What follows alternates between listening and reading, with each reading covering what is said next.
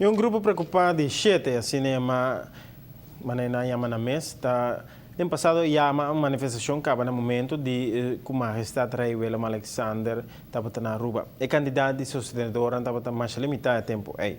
Pero, nada sinto que hoje o povo está clapa com uma manifestação mais grande contra medidas e contra várias decisões que o governo atual toma.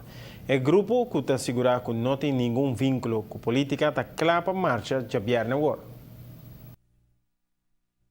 O pueblo atawata pidi nós para nós lante pueblo e nós a escolher o dia de abril já viana semana para o Viernes Santo e nós a percurar para nós em que petição nena tempo ato o dia para casualidade bota haya manifestação na Groningen na Friesland para sobre que na pone molina viento na entrada dela ma para casualidade dia de também na Holanda tem uma manifestação nós comunidade na Corsou, Saint Martin e Bonaire e sabe se está também também hasi dia de algo histórico. A intenção está para entregar o manifesto de Biana Warner ao próprio ministro presidente Mike Eyman.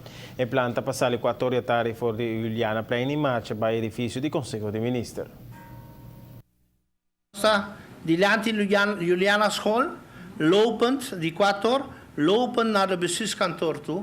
Então nós sabemos calcular nós chega 10 para 5 e diante, sunco no po cana po stool e mira e show nós não está permitindo light de parede. Por de quanto você vai reunir diante de Juliana School?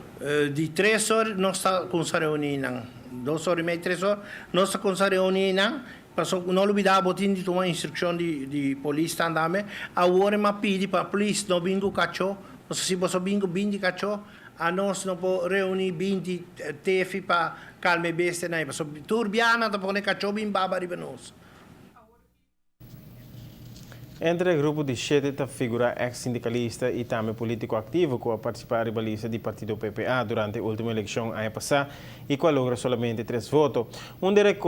Recordando a eleição 2013, em Haia, menos votos. Sin embargo, o grupo está insistindo que o povo está pedindo uma manifestação e como tal está convencido que o gente marcha com a viernes agora.